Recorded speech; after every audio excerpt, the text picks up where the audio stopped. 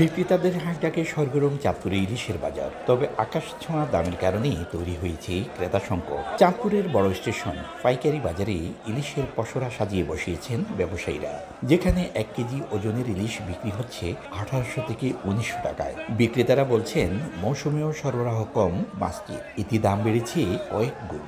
আর ক্রেতাদের কণ্ঠে আকাশচুম্বী দামে না বিশ্বাস ওঠার সুর। 1200 হইতে 1400 গ্রামের মাছটা আপনার 2300 হইতে 2400 টাকা কেজি বর্তমান বাজারে চলতেছে। মাছ তো নদীতে নাই গা, ছোট মাছই হয়েছে, ছোট মাছই বেশি আমরা। গতবারের তুলনায় এবারে মাছের দাম আরো বেশি। বাজারে যে রেট, এই রেটে মাছ কেনা অসম্ভব। তারা বড় স্টেশন পাইকারি বাজারে শনিবার ইলিশের সরবরাহ ছিল প্রায় 1000 মণ। আর মাত্র 2 সপ্তাহ পর শুরু হবে মা ইলিশ সংরক্ষণে 22 দিনের নিষেধাজ্ঞা।